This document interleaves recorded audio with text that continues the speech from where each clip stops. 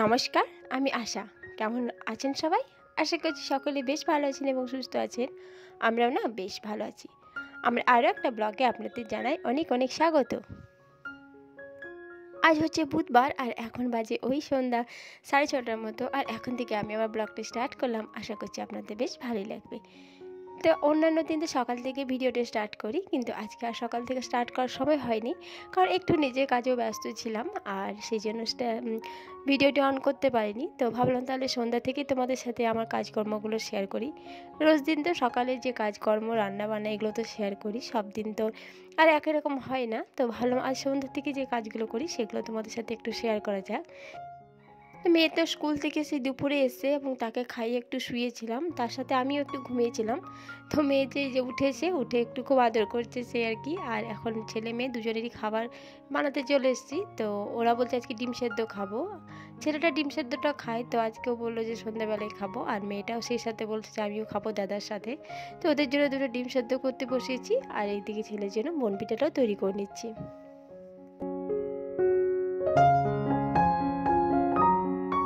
আজকে যে দুধটা আমরা কিনে নিয়ে আসি, প্যাকেট দুধটা, সেটা আজকে আনতে মনে ছিল না বা ভুলে গেছিলাম। তো পরিমাণে একদমই অল্প দুধ ছিল, তো সেটা দিয়ে কোনোরকমভাবে ছেলের বনপিঠাটা বানিয়ে দিচ্ছি। আর আজকে একদমই মাথায় ছিল না যে দুধের প্যাকেট শেষ হয়ে গেছে। তো আজকে এমনি ওদেরকে খাওয়াতে হবে। আর মেয়েটা তো বলেই দিল যে দুধ যেহেতু নেই আর আমি অন্য কিছু খাবো না, তো ওর জন্য একটু র চা বানিয়ে দেবো। আর এইদিকে দেখো যে ছেলের জন্য যে ওটস বানাচ্ছি সেটা কিন্তু দুধ চায়ে বানাচ্ছি। এখন জানি না ওর কতটা পছন্দ হবে, কারণ আমার একদমই মনে ছিল না। আর ওটসটা কিন্তু দুধ ছাড়া একদমই ভালো লাগে না, এমনি জল দিয়ে কোনো স্বাদই থাকে না, কিন্তু তাও করে দিচ্ছি, এখন চিৎকার করবে। তো যাই হোক, আর এই যে আমার জন্য এই একটু র চা বানাচ্ছি, সেই সাথে মেয়েকেও একটু দেবো।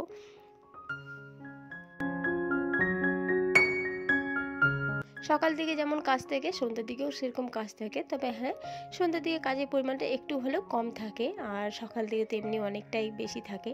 তবে একই সেই রান্না বান্না, খাওয়া দাওয়া, ছেলে মেয়েকে দেখাশোনা, পড়ানো, এগুলো তো সকালেও যেমন থাকে সন্ধ্যার দিকেও সেরকম থাকে। তো এই যে চাটা হয়ে গেছে, আর চাটা মেয়েকেও একটু দেবো, আমিও নেব। তবে মেয়েকে খুব বেশি দেবো না, কারণ ও বিস্কুট নেবে, আর বিস্কুটে ডুবিয়ে খাওয়ার পর চাটা কিন্তু আর দেবো না। আমার মেয়ে অবশ্য চাটা খেতে নারাজ, কারণ ও নিজেই বলবে যে চাটার খাবো না, নিয়ে নাও, শুধু বিস্কুটে ডুবিয়ে ডুবিয়ে খেয়ে নেয়। তো সে আর কি। আর এদিকে ছেলেকেও খাবার দিয়ে দিচ্ছি, তো ও খেয়ে ও নিজেও পড়তে বসে যাবে।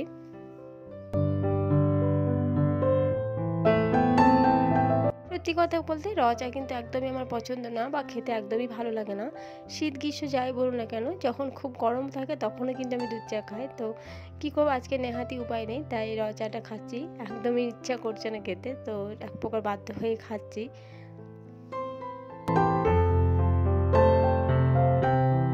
আর এই তো মেয়েকে পড়তেও বসিয়ে দিয়েছি। তো মেয়েকে পড়তে বসিয়ে আমার অন্যান্য কাজ আছে সেগুলো গুছিয়ে নেব। তো প্রথমত কিছু গুছাগুছির কাজ আছে, তো সেগুলোই সেরে নেব। আসলে যে বাইরে গেছিলাম সেখান থেকে এসে অনেক জিনিসই কিন্তু পড়ে আছে, কসমেটিক বলুন, জামা কাপড় বলুন, তো সেগুলো কিন্তু আর গোছানো হয়নি, কেচে কেচে শুধু রাখা হয়েছে। আর এই যে বেডটা দেখছো, এই বেডের মধ্যে কিন্তু অনেক জিনিস পড়ে আছে, তো এইগুলো গোছাবো। তো এখন যদি গোছাতে লাগি কিন্তু মেয়ে আর কোনোভাবেই পড়বে না, তাই ওকে আমি ওর পড়া দিয়ে দিলাম এবং কাজও দিয়ে দিয়েছি। এখন নিজের মতো করে করবে, আর আমি এই যে এই সমস্ত কাজগুলো গুছিয়ে নেব। ওকে কমপ্লিট পড়িয়ে উঠে তারপর যদি এগুলো করতে যাই, তাহলে আমার রাতের খাবার করতেও দেরি হয়ে যাবে, অন্যদিকেই দেরি হয়ে যাবে। তো ওই জন্য ওকে আমি পড়াটা দিয়ে দিয়েছি। আর যদিও ও সেরকমভাবে পড়বে না, আমি বসে থাকলে যেমন পড়ে সেরকম আমি তো উঠে চলে আসি, ও কিন্তু বারবার উঠে উঠে আসবে। তো একবার উঠে চলে এসেছিলো, তো আপনারা দেখতেও পেয়েছেন। তো ওকে আবার বকা দিয়ে বসালাম। আর ও এখন পড়ছে। আর এই যে এই কাপড়গুলো আমি একটা একটা করে এখন গুছিয়ে রেখে দেবো।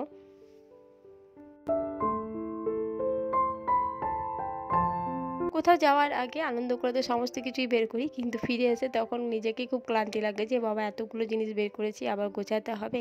শুধু জামা কাপড় তো নয়, তার সাথে অনেক কসমেটিক, সাজসজ্জার জিনিসও থাকে, তো সেগুলো গুছিয়ে গুছিয়ে রাখতে হয়।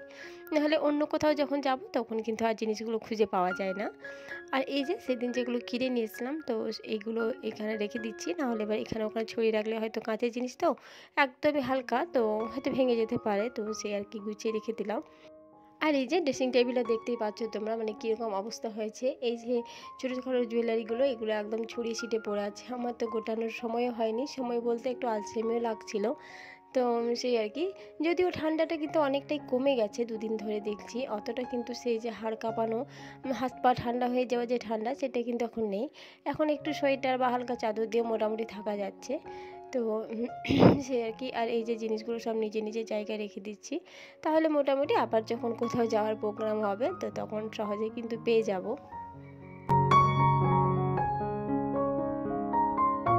আর মেয়েদের কাছে তো এই কসমেটিক বলুন বা যাই বলুন, এইগুলো সাজসজ্জার জিনিসগুলো তো খুবই প্রিয়। তো কোনো জিনিসের যত্ন হোক আর না হোক, এই জিনিসগুলো বেশ যত্ন করে রাখতে পছন্দ করি আর ভালো লাগে, কারণ এগুলো নেহাতি একান্তই শখের জিনিস। তো সে আর কি, আর এই যে ড্রয়ারটা দেখছো, এখানে আমার সমস্ত রকম কানের কিন্তু থাকে, তো সেইগুলি গুছিয়ে রেখে দিলাম। আর এই যে ক্রিমগুলো এদিক ওদিক ছড়িয়ে ছিটিয়ে বেড়াচ্ছে, তো সেই রেখে দিলাম। আর এই যে তোমাদের সাথে একটু দেখিয়ে দিলাম আমার এই শোকেসটা। তো এই শোকেসটার যে ভিতরের অংশগুলো সেগুলো খুবই ছোটো, তাই জিনিসপত্র খুব আলগাভাবে রাখতে হয়। আর যখনই দরজাটা খুলি তখনই কিন্তু খুব আলগাভাবে খুলতে হয়, জোরে খুললে কিন্তু ভিতরে জিনিসগুলো সবই পড়ে যায়। তো অনেকটা সময় পেরিয়ে গেছে আর মেয়েকেও পড়িয়ে উঠে গেছি। তো এই যে আমি এখন চলে এসেছি খাবার বানাতে। তো আজকে হবে রুটি তড়কা। আমাদের বাড়িতে সন্ধ্যার দিকে রুটি তড়কাটা বেশি হয়, আর দিনের বেলায় সেরকম কোনো তরকারি করা ছিল না, তো সেই জন্য তড়কাটা করতেই হবে। আর তড়কা কলাইটা আমি বসে বিকালে একটু জলে ভেজালাম, সকাল থেকে ভেজানো হয়নি। তো কারণ সকাল থেকে প্ল্যানিং ছিল না যে তড়কা করব, কারণ চিকেন ছিল সকাল দিকটায়, তো দুপুরে দেখছি চিকেনটা অনেকটাই শেষ হয়ে গেছে। তো ওই দিয়ে রাত্রেবেলা সবার হবে না, তাই জন্য তড়কাটা করতেই হবে। তো তড়কা কলাইটা বেশ অনেকক্ষণ ধরেই প্রেসারে দিয়েছিলাম, তো মোটামুটি সেদ্ধ হয়ে গেছে। তবে হ্যাঁ, যদি এমনি আগে থেকে ভিজে রাখা হয় তাহলে অতটা কিন্তু সময় লাগে না। তো যেহেতু আমি দেরি করে ভিজেছি তাই অনেকটা সময় প্রেসারে দিয়েছি, তো মোটামুটি সেদ্ধ হয়ে গেছে, অসুবিধা কিছু নেই।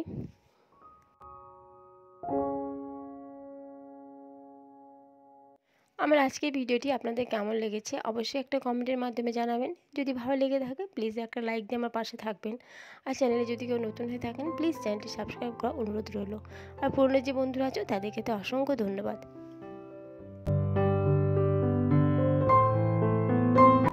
তো সন্ধ্যা থেকে সমস্ত কাজই এভাবে আমি একা হাতেই গুছিয়ে নিই, সেই সাথে বাচ্চাদের পড়াশোনা তো আছেই, তারপর সংসারে কাজকর্ম রান্নাবান্না এগুলো তো সবই আছে।